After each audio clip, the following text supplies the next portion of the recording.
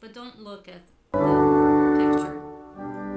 Okay, I will promise I will not look at the pictures beforehand. Dearly beloved, welcome to another episode of the Coronacast. We have voice, as promised before, but did not include, we have voice modulation. I repent for the sins of lying to our audience. Dearly beloved, come to the altar of Christ. I remember the first time Jesus spoke to me. It was a Tuesday, last Tuesday.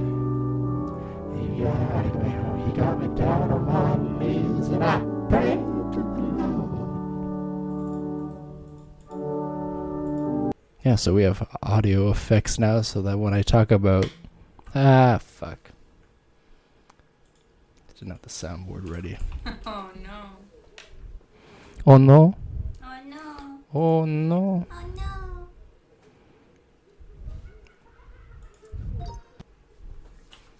Yeah, so we have... This is how we start every episode. Some Jesus time, some Jeopardy Trebek music, and some Hypnotoad. Oh, wait. There we go. All hail the Hypnotoad. Yeah. So these are the effects. No. That's like Halloween music. Yep. I didn't realize this was Bach. I don't know anything about classical music. Neither do I. I know Mozart was a deaf bastard. Because I had to learn it in piano. Yeah, but they don't teach you anything. They don't teach you how to express yourself. They don't teach you the history. It's fucking garbage. Here are the notes. Okay, Play them I have in sent you sequence. everything that I need. Ja-da-da! And this is episode 7. 5 of the Corona 5. Disorder Yeah, podcast. episode 5. Episode 5. With yours truly, Ivan Borodin. Oh my god. And what? Coronavirus live updates. Montreal hair salons to reopen June 15th. Yep, everything's reopening. Every business has been Right given... after I just absolutely butchered my hair. Not that I would go. Yeah, but June it'll 15th. grow back. I know. It'll grow back. Not Everything's open. All the things are open. That's insane. So China and India might be going to war. Have you heard about this? Have you seen of this?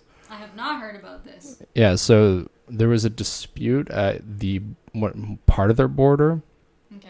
where, like, I think some Chinese or some Indian officials claimed that soldiers or border guards from whatever other country crossed the country line. Wait, so who accused who? I can't remember. It doesn't really matter, but it's basically just like dicks pounding at a border. You had 2 border patrols getting angry at each other. And I think that's my official statement. So what else? Yeah, so they had a pretty big conflict at their border, and their border is actually disputed legally. So their line of distinction is disagreed between China and India. So it's in part of the mountainous area. Okay. Both countries have a lot of mountains. So, and I think there was, what the fuck was it? Trump was trying to step in and negotiate a deal between the two nations, which China completely rejected because America supports India's borderline, like their definition of it, and China refutes it. Mm-hmm. And like we're literally talking about, although it's a long stretch, like they have a really long border, Mm-hmm. I think the actual difference is like 10, 15 feet. From like where they're disputing Yeah. the border should be is like. Yeah, 10. and I don't even think it's the whole border. It's just parts of it. They're like, nah, that should be ours right there. It's up in this like super remote mountainous region. So, yeah, 2 nuclear powers, both with a population of over 1 billion people with giant standing armies. We're getting a little testy this week. Oy vey, 2020. Yeah, I mean, Kim Jong-un didn't die, Ay, but... ay, ay. And with how much of a, like... Wait, Kim Jong-un's alive? Yeah, pretty much. He put Oh out... my god. Yeah. I feel like we should rename this podcast to... Or just have a segment that's like... Is Kim Jong-un alive or dead Yeah, today? dead or alive, the Kim Jong edition. Yeah. Not like those... Kim Jong edition. It's pretty fun. Do you know what the Dead or Alive video games were? No. They were like, well, one of them was basically titties and volleyball. I'm sorry, what? Yeah, it was called Dead or Alive Extreme Beach. So it was like... On these titties? Yes. It was a very salacious video game that came out in 2003 that was just like tits out everywhere. I can't see half the screen, by the way. Well, let me see the other half of the screen. Oh my lord. Yeah, this is a video game that was put out, and it was like a volleyball game where they would just like bounce. Yeah, it's like everything but the nipple. Free the nipple. Yeah, so this is a video game. I think... Oh my god. Yeah. This is really weird. It looks like Pornhub ads. Oh, yeah. It was like a fully animated thing. I think it was originally a fighting game, which was also like a lot of tits out, but not as ridiculous. Yeah, see, it's... yeah. Okay. So, I mean, it was kind of like a Street Fighter style game. Why is it called Dead or Alive? Because it was originally like a Mortal Kombat style like fighting game. Yeah, volleyball is Yeah, but well, that was like the spin-off video game. The core series of Dead or Alive is not nearly as... Oh lord. Oh my god. See Dead or Alive 6, which is PS4. Sexual themes.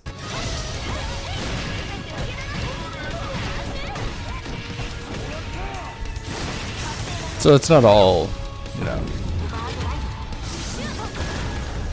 Right.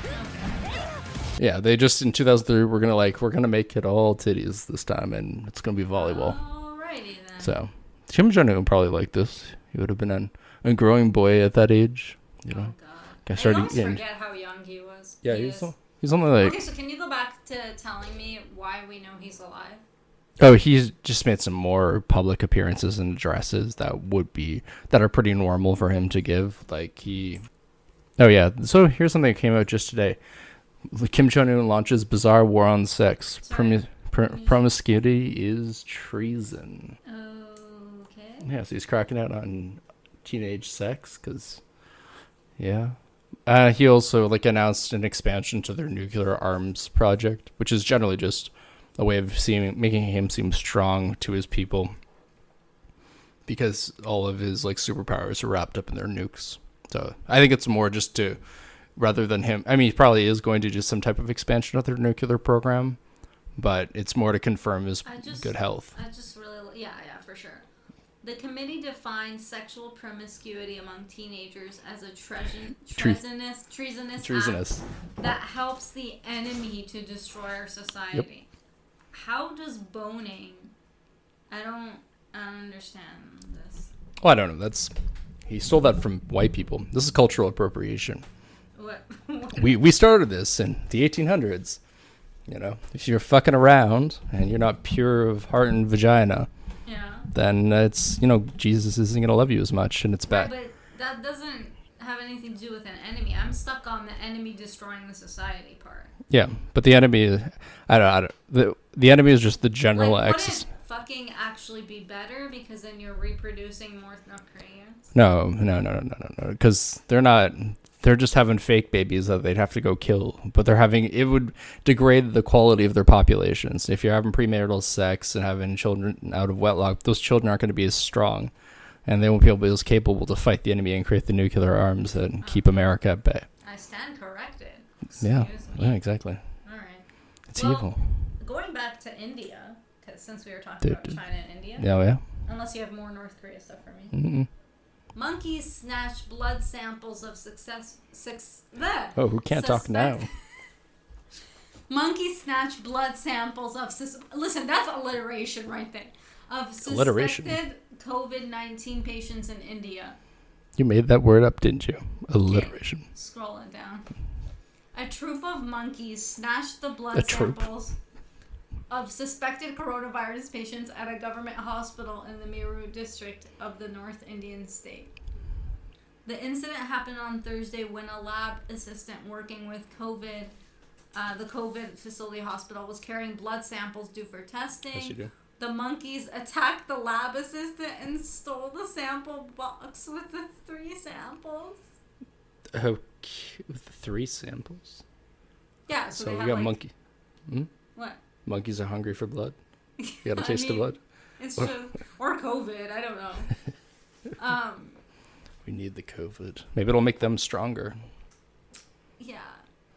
So it says the samples belong to people who had tested positive for COVID, but were taken as part of routine blood tests for the patient. So, you know, like the COVID test is like the swab up the nose. In your brain, yeah. Yeah. And so these are like all, like it's the blood of people who have COVID, but they're doing like blood tests to check for whatever else. Antibodies. Yeah, whatever. Or like whatever. Like just to make sure that like... Jesus. What's your like white blood cell count at, like stuff like that. But yeah, Jesus count. Monkeys have also fucking had it with 2020 apparently. I just thought this was very bizarre. Yeah, that's pretty weird. I mean, I guess monkeys could be in the vicinity of where you're walking. I'm just like imagining like these monkeys COVID. Must drink blood and become stronger. I thought this was really weird. You know, it's not every day you hear about monkeys stealing human blood. It's usually the other way around. Raymond has been sending me so much great content this week. But you can also click on the Bolivian one. That's Bolivia. Yeah. In relation to the Bolivians of Barry. Coronavirus trapped Bolivian orchestra in haunted German castle surrounded by wolves. Okay. German castle in Bolivia. Scroll, please.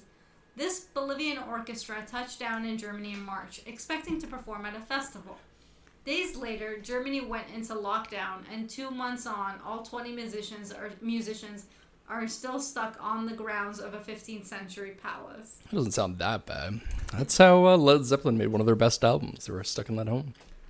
Bolivian pan flute orchestra. Oh, God. Well, it's not going to be good then. Pan flute orchestra? Has been stuck on the grounds of a blah, blah, blah. Okay. Over 20 members. That day, Berlin became the 7th German region to ban gatherings of 1,000 people. Blah, blah, blah. Can you scroll some more? So I guess this is the inside of the palace.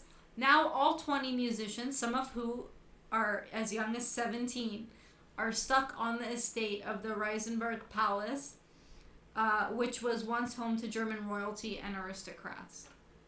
Can you keep scrolling? It seems like a pretty decent place to get stuck. Giant mansion, get 5 rooms to yourself. It says to stay busy, the musicians rehearse together for up to 6 hours a day and go on walks around the palace grounds, which is home to 23 packs of wolves.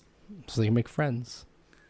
Oh, Lord. Gotta show those wolves who's boss. Just you gotta wrestle with them. It says Tracy Prado, who joined the orchestra in December, ran into a pack of wolves during... Wolves? Wolves. The wolves. Also, I just realized this is a huge typo in the article. Ran into a pack of ran wolves. Yeah, ran wolves. I ran wolves. I don't know. I froze in fear, but they were just play fighting and moved on. Okay. Yeah. I'm sure wolves aren't always going to kill you, like, immediately. And then they say that they joke that they're, like, some famous ghosts and stuff that are following them. Anyway, I just thought the headline was really bizarre. Yeah, it's a little clickbaity, I gotta say. Because they really bury the lead on the haunted house, like it's... And the wolf pack. How many...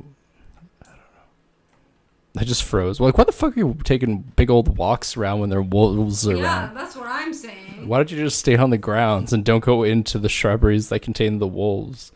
It's like, the wolf might not want you, because it's kind of like the misnomer of shark attacks, right? Like, sharks attacking humans is really uncommon because sharks don't want anything to do with us. Like, they see us, and they're just like, well, it's not what I eat, so whatever. Who gives a fuck about that?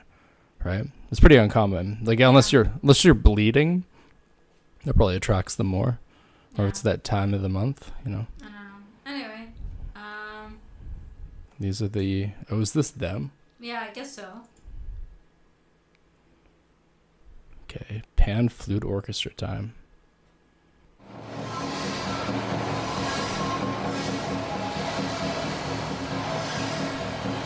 This is way better than I ever expected. They sound like a rainstorm. Okay, can you pause it? This is what they're practicing for 6 hours a day in this 15th century palace. Yeah. Can you imagine what it would sound like in that palace? Yeah, it'd be great. I was like half joking. Like, I think it's Zeppelin 4 is where they went to stay at this like old manor home in like rural England, and like the day they got in there, they noticed that the main lobby foyer thing, that the main first place to come into the big house, with the giant spiral staircase and all, that had like sick acoustics, and like John Bonham realized how amazing this would be to drum in. So that's where I'm pretty sure where the levee breaks needed all of these like drum samples, because it would have this just a booming echoey quality to it. So make use of that. This crazy storm music, it'd be perfect. Yeah, totally. Like, I mean, people might really think the house is haunted if they were walking by. They'd be like, fucking shit my pants. The fucking 23 packs of wolves just surrounding they're just running around the wolf. Let's listen to some more of this. We have 5 pieces in the program. Okay, I don't. Composer in Residence program. We invite special composers to Whoa. work with us. That sounds like compose The Shining. for us. It's creepy as For many fuck. years. That's good though. Oh yeah, absolutely. Yeah, this sounds like The Shining, Kubrick. Oh my god. It's exactly like The Shining. Yeah, it was Johnny. Holy fuck! I would. And that, like, I'm glad we watched this, because now reading the article with this in mind, I'm like, wow. This article buried the lead like 4 times. Like, where are the ghosts? Plus, I thought pan flute music would be like it would always. So the St. Jacob's Farmers Market, there would always be a guy playing this and trying to sell these shitty CDs. And like, it's like the family joke. It's like each song sounds exactly the same as the one before it, yet slightly worse. Oh my god, I've totally seen this guy. Which one? The middle one? No, the first one. Oh, in Lisbon. Oh, yeah.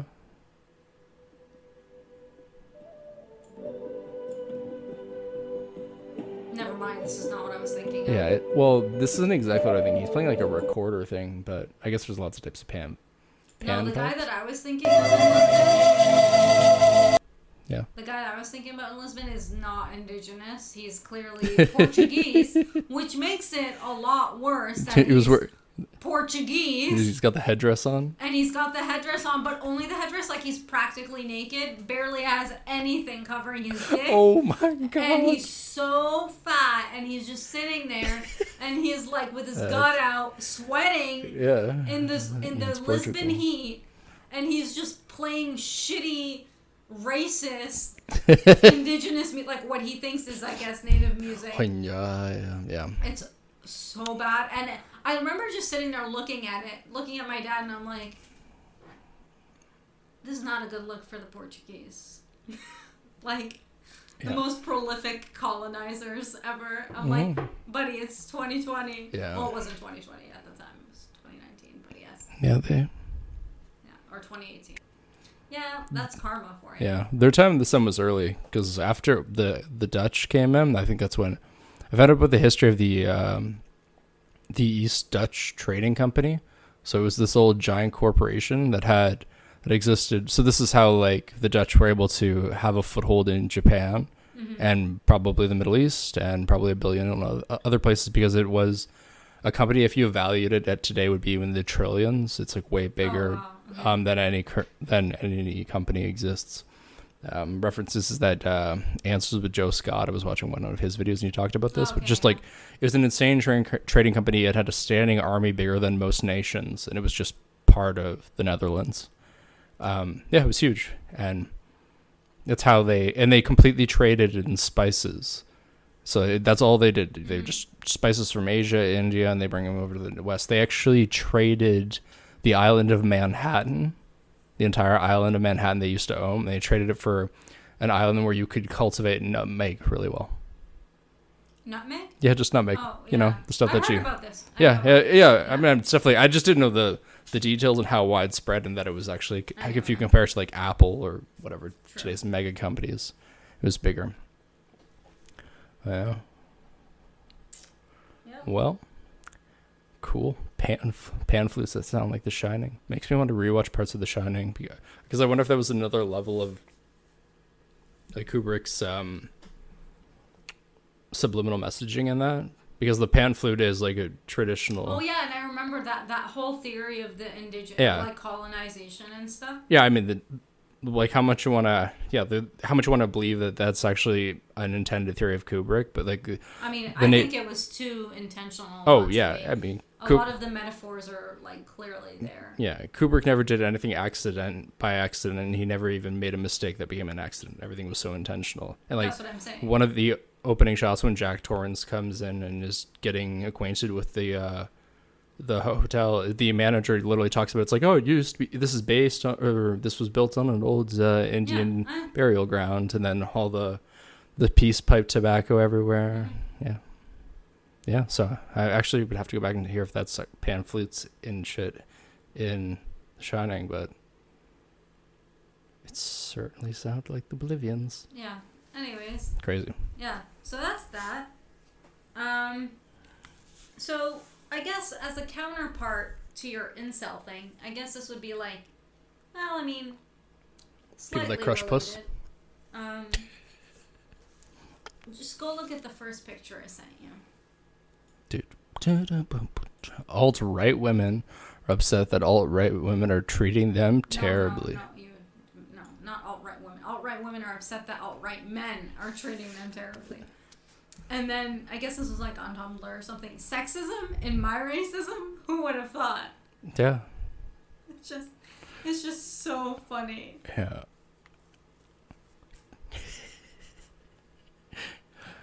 The Karens are like, yeah. What? Go ahead. It's just like, oh shit, sorry, because I can barely read it in the thing. Yeah. Some prominent, which I'm like, I don't know what you mean by prominent, but okay. Some prominent alt-right women are calling for more equality and acceptance within the movement. Yep. I can't breathe. Oh my god. Yeah, they want to make sure it's all white with them. Wait, but now I'm kind of oppressed as a woman. I don't know. Is this feminism that I am feeling? That's pretty bad. Yeah, it's pretty funny. Jesus Christ. Jesus Christ. Yeah. Anyway, I thought that was funny. Last piece of... Do you have any more content? Let me take a look. Because I have a pretty good piece, but I don't want to... There was that today. So, Twitter started to attempt or wanted to attempt to start fact-checking Donald Trump's tweets as some kind of bizarre neoliberal plot to deplatform him or modify his content on Twitter. Okay. So, like, so how Facebook and Twitter and all social media things get away with being able to post the most ridiculous fake news and get away with it is that they're not seen as legally, they're not publishers, they're platforms. Yeah, they're not journalists, so they don't have to be held fact to checking and stuff, yeah. But Twitter may have like kind of fucked up in the sense that they might actually have to start, because you can't set a precedent. Yep. By doing that and just being like, this is the only person that I'm going to do. Yeah, but I think it's going to be, like, if this goes through, there's going to be another documentary, like, Nobody Speaks, the Hulk Hogan situation, because they might be setting up themselves and all social media companies as reversing that precedent, so that, like, it's a really weird argument. I didn't really understand all of it because I was passively watching it, but, yeah, they might be flipping themselves legally into a publisher, which would create a weird precedent for all social media campaigns. Of course, I completely agree. Yeah. I see that. So then Trump could go after them. And part of his, like, fake news must die shit.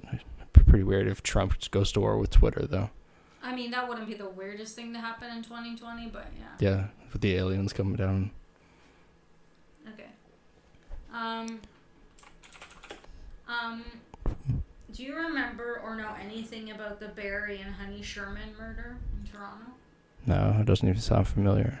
Oh, you don't know anything Barry and Honey Sherman. I don't know. When did it happen? The Apotex or whatever murder? Apotex? Apotex is like the biggest pharmaceutical company in Canada. No. And the founders were murdered. You don't know about this? It was like a double homicide in their homes.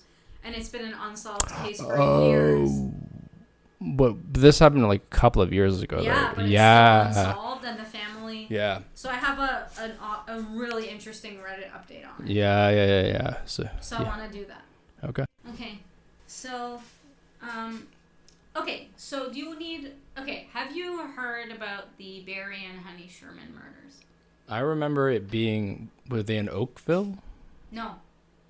Wasn't pretty sure it was like maybe. I thought that was Whiteville. Forest Hill, but I could be wrong. Yes, it was a So rich. have you heard of?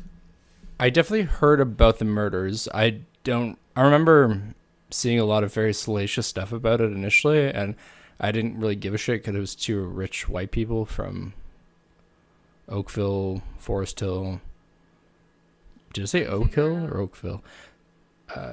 But they were, from my memory, so they were rich, 60s, murdered in their house. I don't think anything was really taken. Like, it was very much seemed like a killing. Unless I'm thinking of someone entirely different. No, you are. We're...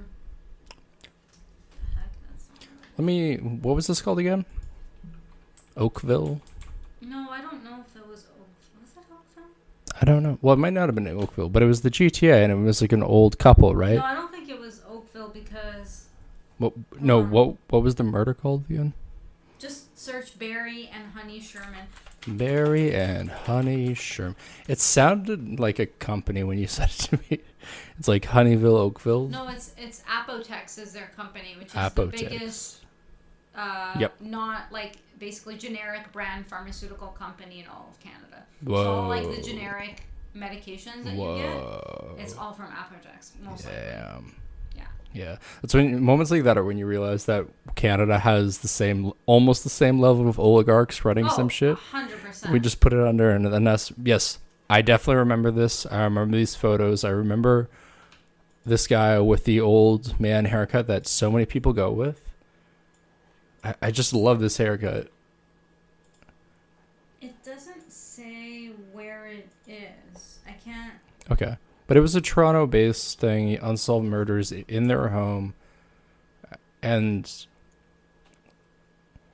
Yeah. So there was a lot of... Okay, so the family felt like they didn't... the cops didn't do enough. Yep. At first, they tried to rule it a double suicide. Yes, I remember that. And the family was fucking pissed. And honestly, from the details, it did not sound like a double suicide. That was ridiculous. Also, this is just the MO of it didn't fit. Like, these are two of them together were found in the pool, and they're not the MO was like, why would... Yeah. They didn't know, there was no, like, indication that it would be a double suicide. Like, he wasn't abusive to his wife or anything like that. Yeah, there were no standard red flags. Yeah. They're rich as fuck. I don't think there was any kind of, like... Yeah. What? Not always, but... Yeah, but it's not like they're, like... There weren't any of the regular, like, red flags that you would see in murder.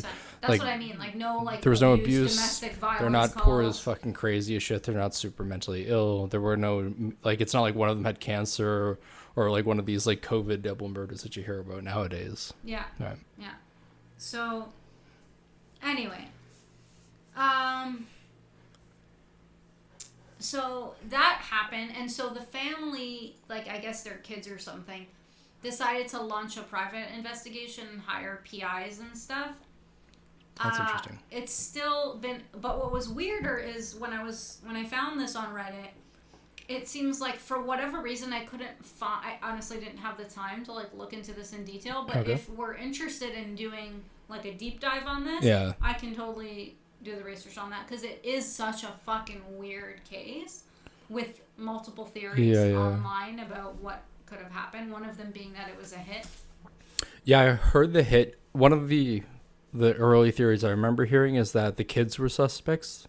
I didn't hear that. This is very early, and I think it's pretty much disproven because they hired a private investigator, but the idea is that it's pretty obvious. You're a kid, you want the inheritance, or you're not happy with how much you've gotten so far, or you're worried about the will. So you kill them off, so then maybe wills get circumvented and you have a better power control, whatever. But what ended up happening, which was even weirder, is the family. This is what I found basically recently. So I don't know why or how this came to be, but the family requested that the house be demolished. And I find that very weird because it's still a pending case and they were found in their home, so the home is an evidence box. Like, why would you want to it's the scene of the crime, which repoints the finger at the children for me or the family. Yeah, so I didn't know that theory. So when you say that, I'm like, interesting. But when they died, it was like, there were so many theories playing, why I didn't care. Because at the end of the day, it was like, rich white people, I don't give a fuck. Like, good. I really couldn't care less. Like, they didn't seem to be particularly upstanding members of society. And it was just like, if this was... I mean, I just really love true crime. Oh, yeah. I'm more like, it's an unsolved case. I'm so fascinated with, like, what happened. You know, like, I want to know. Oh, yeah. Well, now that there's more evidence. Because also, I mean, I know two rich white people, but also, like, the way that they were killed was very weird and disturbing. How were they killed? You said they were found in a swimming pool? Yeah, I don't know if they ever release extreme details, because they usually don't do that in open investigations of, like, the position of the body and all of that, but I think they were beheaded. Ooh. Or they were hung or something. It was, like, very grotesque and very violent. Goddamn. And then they were both in the pool. It was, like, very awful. So it's, I mean, obviously... How is it how was it ever ruled as suicide if they were, like, blood was everywhere? I mean, maybe I'm wrong about that. I don't really know. I think what you should do is do a preliminary dive on it, see if there's any information, and if not, put a pin in it, and then in the future... Or just keep paying attention to it and see if the full story comes out. Well, I don't know if that ever will, but this is what I have for today. Okay, let's find out. This is our little the preview. News so far, the preview of the this is Barry... a little preview, a little amuse-bouche, if you will. Amuse-bouche? Yeah. What the fuck is amuse-bouche? I think it's like a little tasting. They say it in Bob's Burgers all the A time. amuse-bouche? Can you say that in Arabic? I don't know. No. Oh, yeah, we'll get to the Arabic word in a bit. Yeah, see, I was trying to slide it in. You gotta slide it in. So, I found this. It was actually a Toronto Star article that came up on my iPad, but Apple News is fucking stupid, and so it was like, you need to pay to read this. And I was like, I don't want to. Apple News? Yeah, Apple News is like Apple News. Oh, I forgot. No. Well, I mean, you would love that. That would be like, oh my god. My day is set. I gotta get caught up on my... No, I forgot that Apple has a app called News, and I thought they had a publication just like Bezos owns the Washington Post. It's like God, he does? You didn't know that? I didn't know that. Step one of when you become a billionaire in America, buy newspapers so that you can do... Oh my God. That's what they all do. I know. That's I guess why. I'm not... Yeah. But I have confirmed the one good newspaper in the world, Al Jazeera, you can somewhat trust it. Anyway, so, what was I gonna say? So anyways, so I'm just rambling here. But basically, I Googled the title because I wanted to find, like, the actual article. And I found a Reddit thread of it where they just copy and pasted stuff, because thank God for Reddit. So the title of the article initially was, An Urban...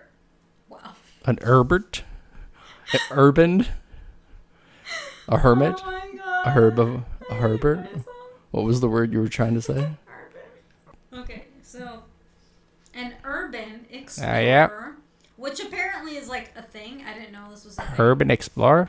Urban explorers, I don't know why they call themselves Was that. it like Jane Austen? That basically are kind of they B&E, they break and enter into homes, like it's urban explorer. But it's abandoned places. They don't break into like places people actually live in. Oh no, that's pretty cool actually. That's like side by side. And they take pictures and like just look at shit and stuff like that. That's very graffiti street art adjacent, because that's like one of the most fun things to do when you're tagging. Yeah, but it's usually not like they're not there event. Like it's usually photographers or people into true crime and stuff like that. Okay, yeah. Anyway, so an urban explorer entered Barry and Honey Sherman's home before the demolition and saw papers that looked like evidence. Now, some of the comments, so that the comments on this were, where is it? Hold on. Okay. The site of the Sherman's murder 17 months earlier by ligature... Oh, so it was ligature strangulation. It was hanging. No. Was slated for demolition. Yeah. It took... so the guy who did this said, it took a bit of planning. I waited... Okay, hold on. So here's the whole... So the Toronto Star got this from a Reddit thread. And then they interviewed the guy who made the Reddit thread anonymously. Okay. And so this is his post. Throwaway account for obvious reasons. I was inside the mansion shortly before its demolition. I'm a photographer of abandoned, vacant places, and I suppose my morbid curiosity got the better of me. It took almost a year of waiting, but eventually the conditions became right for me to sneak inside.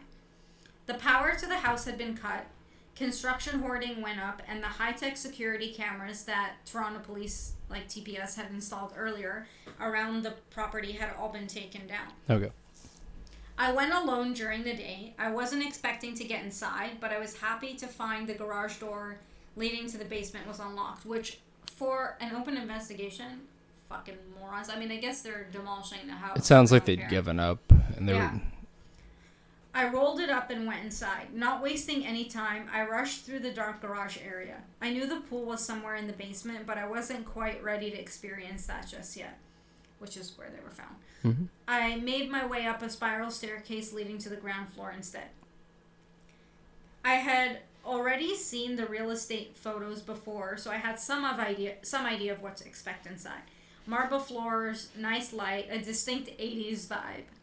I assumed the place would be more... They're an 80s power couple. I mean, look at them. Yeah. He's got that two-tone, I'm bald as fuck, I just won't give up on it, and she's had enough plastic surgery to... Well, she's dead now, so... Well, she had enough plastic surgery. Okay. It's plastic. Where is it? I assumed the place would be more or less empty. I figured a lot of stuff would have been taken out by TPS, sent to an auction house, or saved by family members. But that wasn't really the case. So this is where it gets super weird. Okay. There was stuff everywhere. Furniture, clothes, artwork, books, personal letters, memos, photos of the deceased, the works. Pretty much every room I stepped into had me saying Jesus fucking Christ out loud to myself, wondering what the hell I was getting myself into. So the guy's just a photographer, so it's probably really weird. Like, he likes abandoned vacant places, but I think he's never been somewhere that's, like, this much, like, well, a crime scene that's this big. Yeah. And, like, have everything still there. Like, I think he was expecting it to be... Like, the kids had taken stuff out, like, taken the pictures of it. That I find really weird. Like, God forbid, but, like, even in the future, like, long life to my parents, but, like, I would want all the sentimental stuff. I wouldn't just leave it there to be demolished. Like, that's so weird. Are there photos confirming this? Because this sounds... If it's just his word, I don't believe him. I don't know. It says there are pictures that he sent to the Toronto Star, but I don't know if they published them. I guess if it's Toronto Star, I probably believe that. I don't know. They said that they didn't want to publish it, though. Yeah. But they had it. Like, the Toronto Star corroborated that they'd seen Okay. I'll believe it. But you get my... Like, no, I know. I had... Because it's... Also sounds... Even if, like, you're going to demolish it, you would probably have cleaners come in and just bag up everything and toss it, garbage it, right? You're not going to... You'd never demolish a house that's filled with shit. Yeah, unless, like... They still hadn't done the cleanup yet. Like, they were going to, but they weren't done But that just creates a tighter and tighter window of just, because there's furniture. They're not gonna demolish it with the furniture in it either, right? They're no, of course not. Because usually when you demolition, there's a whole recovery process. It's been 17 months after the murder. Yeah. And there's still... Like, that's over 2 years. Yeah. And there's... Like, the kids still haven't... sold the furniture, taken, like, you know what I mean? I think that's more his point, that, like, the stuff is still there. Like, I don't know. Yeah, maybe, but they could also just be rich kids that just don't want to return to their childhood home where their parents have been viciously murdered. Like, I could understand that. And if they're rich, they're not going to need, like, And not going to need to worry about money. They just get rid of all the fucking things. Yeah, but I feel like you'd still... Like, you don't have to go in. You can send people to bring the photos to you. Yeah. I don't know. Maybe I'm just a sentimental person, but I think it's really bizarre to not want the art... Like, not want anything. Like, you don't have to go. Like, you can get people to bring you can go pay Toothless Jim to go and get it for you. You know? Anyway, Anyway, let's just go on with the assumption that this is true. Okay? I'll suspend my disbelief. Thank you. Pretty much every room... Yeah, okay, we read that. That's not to say that everything was intact. It was clear that someone else had been through the place looking for items of value or hidden stashes of money. Everything in the master bedroom was overturned with massive holes punched through the walls. The contents of drawers were strewn out on the floor.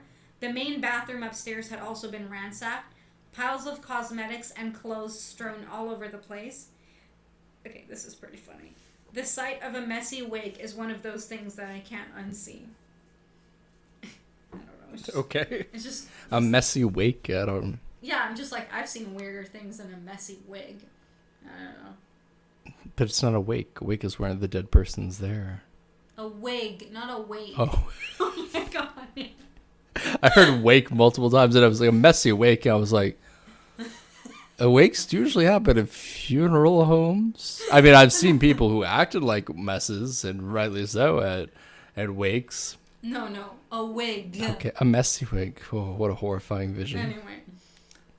In an adjacent area, I came across a notepad on a desk in which someone had written out events occurring the days leading up to the murders. This is where I get more and more suspicious with the guy's story. Okay, yeah.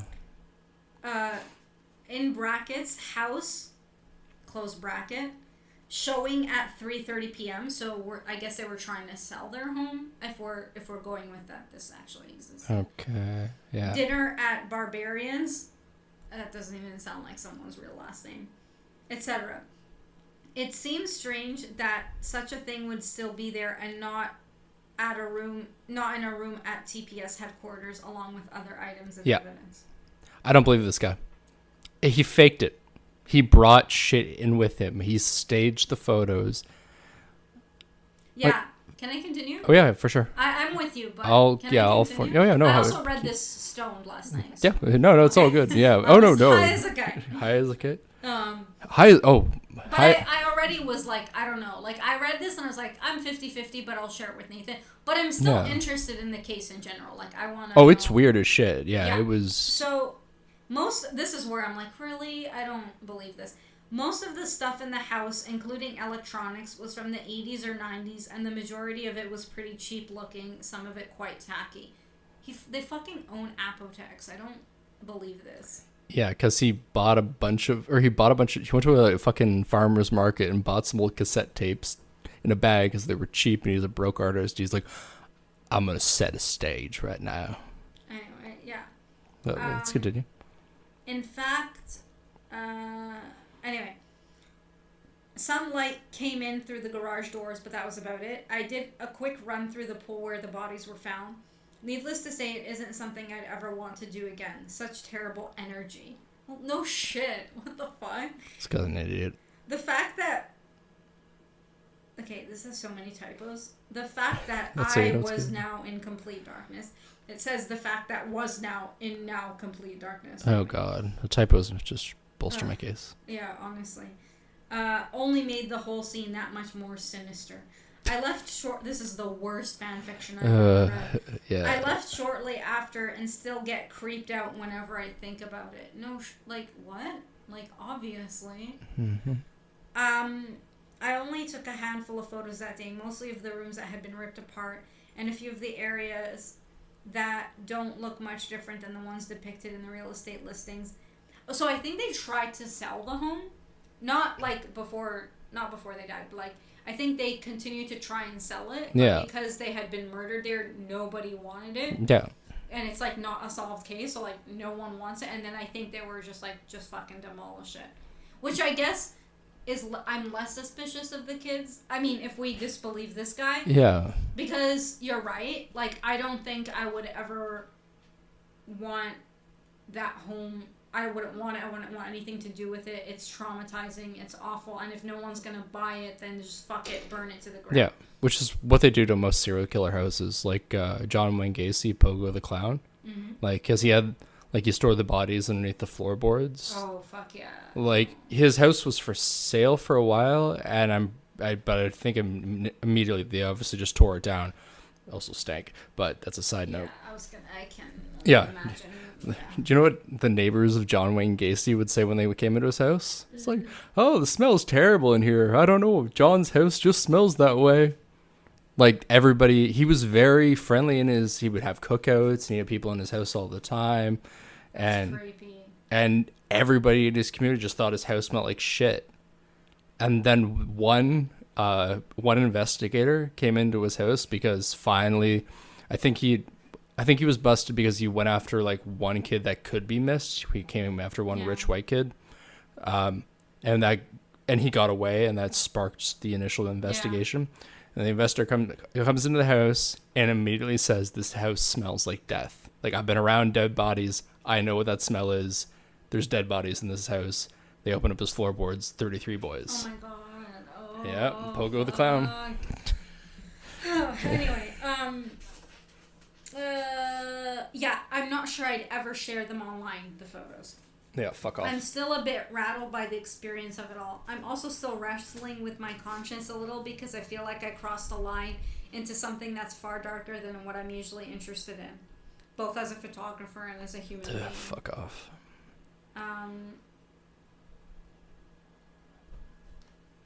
Yeah.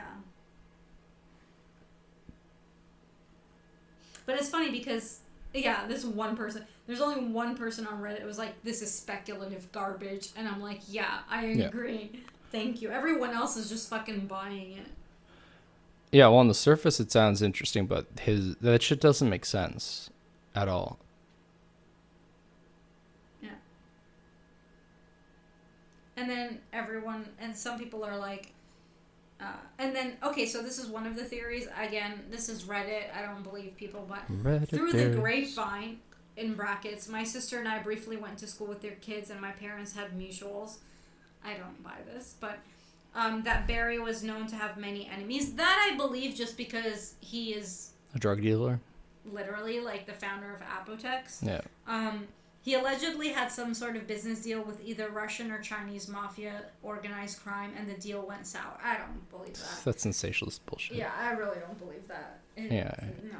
No, he sounds like a level of the Purdue family, the Oxycontin family, because that shit, exactly. It traveled up here just as much as it was in America. No, absolutely. Right, like when I worked for those fucking doctors, those pain peddling doctors, and I got to see a list of their payroll, and 50% of them were in pain management, and they were, and they gave me numbers on how many patients each doctor had on average.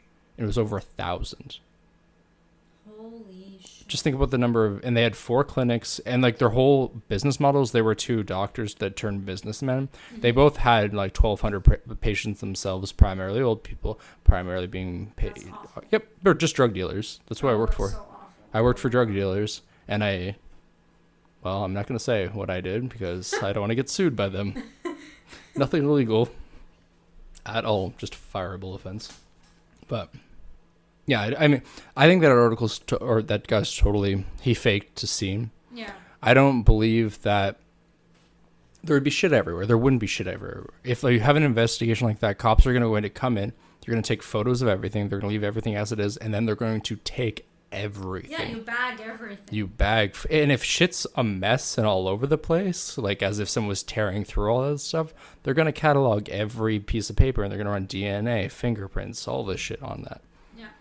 Like in the whole, like, why would they have all this old technology? Because it would be too expensive for you to go and buy like a bunch of new Apple for your photo session, right? Like, what are you going to go and buy?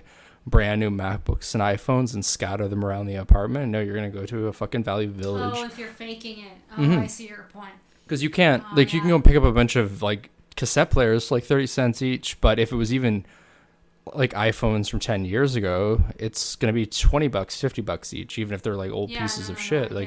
So it doesn't make any sense. Anyway, but it's still very interesting as a true crime story. Absolutely. I'm fascinated by it. Like, I initially dismissed it because I thought it was going nowhere and it was just sensationalist shit. But the fact that more stuff has come out about it, and yeah, we should do a mini dive and then see if there's a deep dive, or put a pin in it and do a deep dive, because if the info about this comes out, it's probably going to be pretty crazy. Like, this isn't just like my friend's neighbor turned out to be a cocaine dealer and was then killed in North York. Which is true. Which happened. Yeah, that was fun. Yeah. No, this is crazy. Like, and now just headline that you've put up, family and police join forces. So the private investigation and the cops are now working together. Yeah, and That's there's crazy. another article from the Star that says court challenges to secrecy of Barry and Honey Sherman. Wait, what? With the court, what? Challenges what? 1 second. Oh, so this is related to COVID. Yep. Court challenges to secrecy of Barry and Honey Sherman murder case, and estate files delayed by pandemic. Oh, okay. So the case files are private. See what I mean? The fucking Star. Yeah, So everybody does this now because it's the only way they can make any money. Yeah. Like, it's either like it's not product placement, but it's like paid articles, that they're articles that are just an advertisement for that. I forgot what the fuck it's called. I know. It's like, this article's paid by like. Yeah, whatever. but it's even worse than, like, they don't show that anywhere. It'll be like an article about a product or something. No, I know, yeah. exactly. And it's like, you think it's an honest Yeah. review of it, and at the bottom in fine print it says, it's yeah, because no, I know. it's Yeah. that type of shit. Yeah. Yeah, it's interesting because, I mean, yeah, they're murdered potentially quite crazily. It's just really creepy, and clearly not just a home invasion by some random, because there would have been enough evidence to find somebody after 2 years. Like, Yeah, you know and what also I if it was a home invasion, it would have, like, they would have taken shit. Mm-hmm. The missing shit would have been obvious. Like, it was a robbery. The police would report on that. Like, as fucked up as police are in cases like this, you can generally trust also, what the fuck they're doing. They are rich people with so much power and so much money. There's going to be so much pressure on the Toronto police to fucking solve it. Like, if they really haven't solved it, it's because, like, we're not talking about a middle class, people of color family. Like, this is like rich white people, probably one of the richest white people in all of Canada, for Christ's sake. Yeah, these are like an oligarch up here for sure. Yeah. So they have enough pressure to, like, be like, this is all you're working on. Like, you're a crime, like, your homicide division, this is what they're working on. Yeah, and something like a home invasion is very easy to identify, right? You got exactly. quick murders, not passionate, whatever. Yeah. And then Like, shit's missing. How do you strangle both of them? Though the answer is it was not one person; it was a group of people.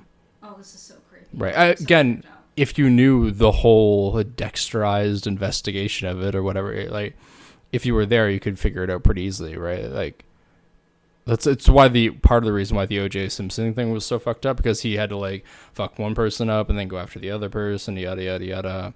He was also a giant, super strong person, and they were tiny people. But if like, I don't give a shit if you're 65, if you're going to fight for your life, it's not gonna. You can't strangle one person or the other, or you subdue one. Or anyway, it was a group of people.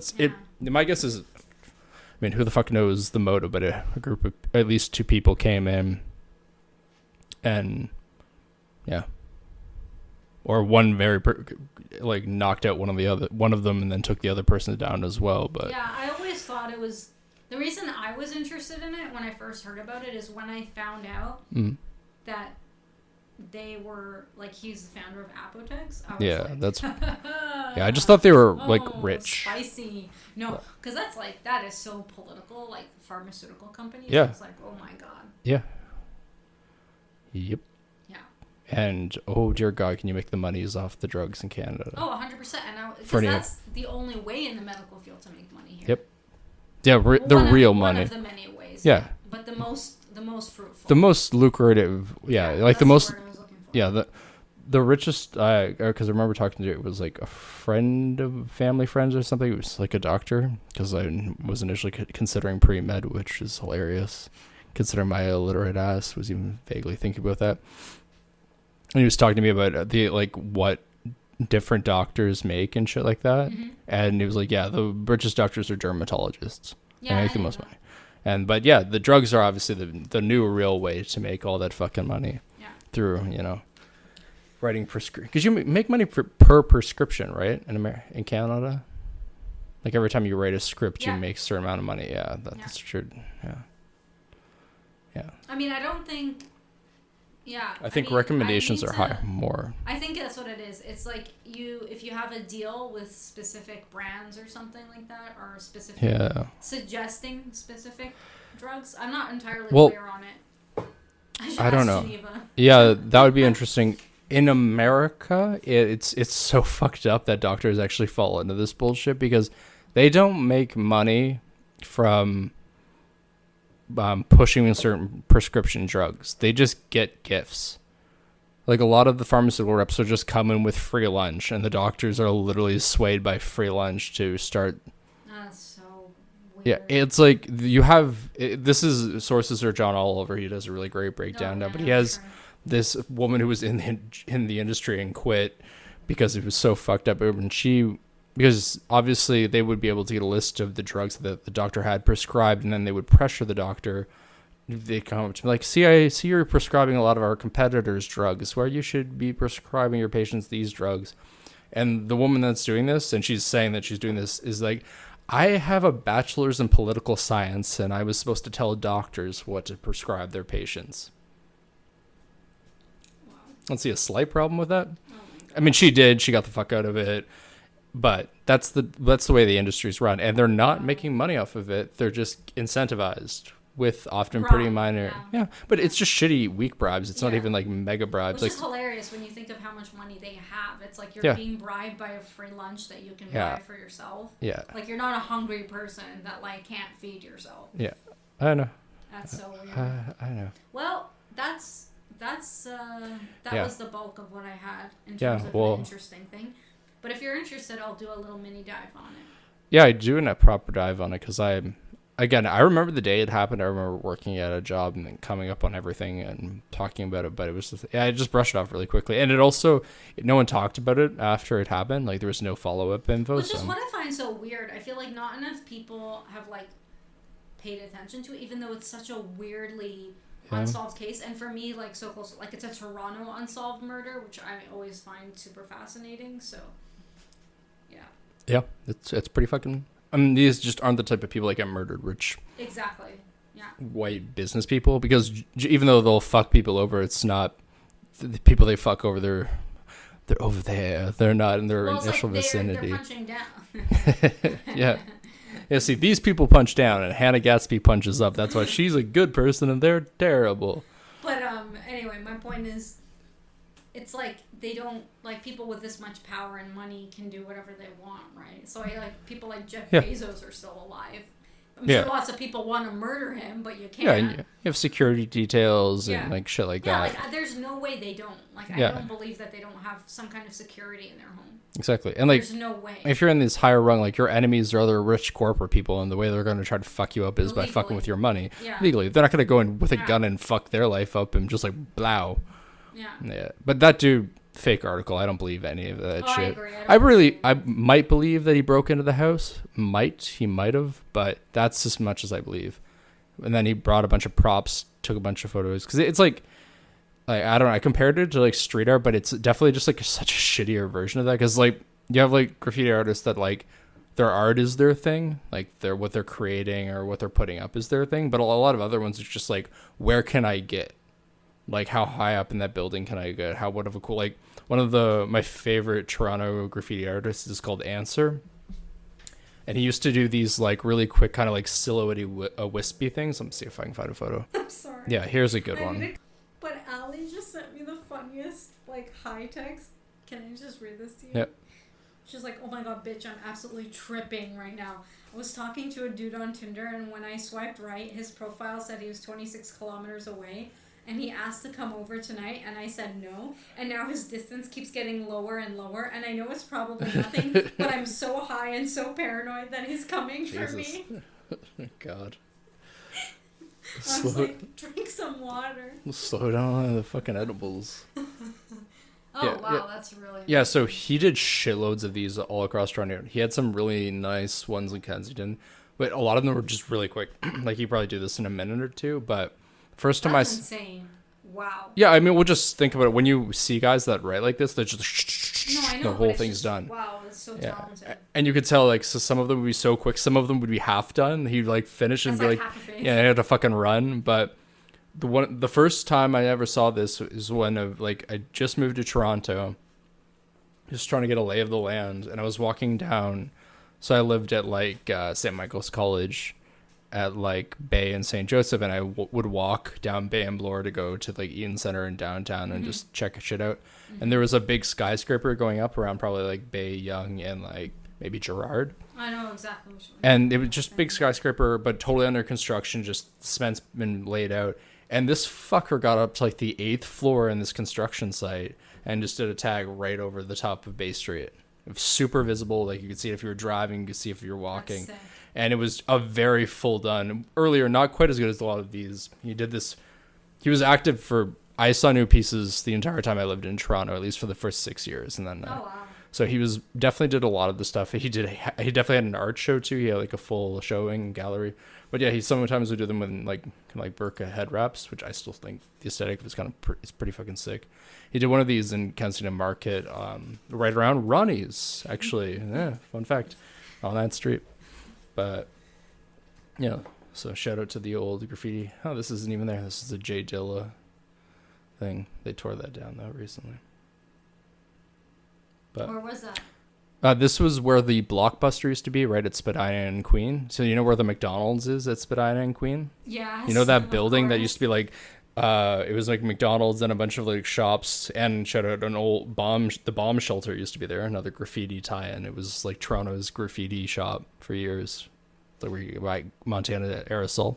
Oh, I know exactly what you're talking about. Yeah. Yes. Yeah, I think it's kind of changed around, but then there was like the old Blockbuster building, which I still think was empty. They never rented it out. And then this was in the alleyway that's facing that, because you can see like I used to. Like that's. Oh shit! Yeah. Yeah. You can see it. Yeah. But like for like that's the other anyway to get rehashing a point. Like one of the biggest divisions in graffiti is you have your art and how good it is, or you're just like getting up places. Like you climb to some crazy ass place and showed your balls up. Like, you know, yeah. The other day you were telling me about like doing at Union Station where like the GO trains are, which is super dangerous. Yeah. It was like a friend of a friend got crushed by a train doing. But it's kind of like for your own personal clout and shit like that, because it's especially in some of like the Montreal train areas, like you can get great places and great pieces. But yeah, it's crazy when you hear stories about people who hop boxcars today. Like, do you know people still do that shit? Oh, that's crazy. Like, 1920s, 1930s, Woody Guthrie, those trains would take like 10 minutes to get up to speed. And they would only get up to like 40 miles an hour at the fastest. Now these obviously trains can get up to speed in no time. But people, like a friend of mine told me she was like, they were well, not really a friend, but somebody I knew. They were like hitchhiking, and they were hanging out with a person who like lost their arm because they were boxcarring in the modern era, and their arm just got sliced right the fuck off. Oh my god. So, yeah. But not at Union Station, because let me tell you, the fucking times that I'm joking, I'm just making a joke how fucking slow the GO trains are sometimes. Holy shit. Especially coming out or coming into Union, I'd be sitting there like I took the trains to Vaughan so many times. That slow putter and I'm just like, oh my god, I just get out and walk. I'll get there faster. Like that's crazy. It's insane how many of these pieces I know. Like I remember that one. That's crazy. I never noticed any of these. Yeah. Probably because I never really paid attention to art when I was walking around in Toronto. Yeah, I mean, Toronto had a really, and probably still does have a really solid graph scene, street arting scene. Like when Rob Ford came in and did his whole like, we're gonna end it now, we're gonna support this. It was like, fuck yeah, this is the best inspiration I like. When I was doing my stencil of Fat Ass Ford, when I took Bender, and then I would added that. And turned him into Rob Ford. Like the number of people that would came up to me, like I just finished a stencil and be like, "Yo, man, that's fucking sick. I love seeing that shit. It was amazing." And then I met a vigilante, and that wasn't so much fun. But yeah. Well, that's our low key episode of. That's the Corona Cast. Yeah. Disorderly Conduct, episode 7. I am Ivan Borodin, and my other main host who does all the work and most of the research. Not true. Not always. Yeah. We didn't do an Arabic word of the day. Oh, we didn't. Let's do that before we end off. Let's answer. Jawab. Jawab? Yeah. Nailed it. So shout out to Jawab of Toronto. I loved your shit. It was great. Okay. All right. We're I'll be out. Peace.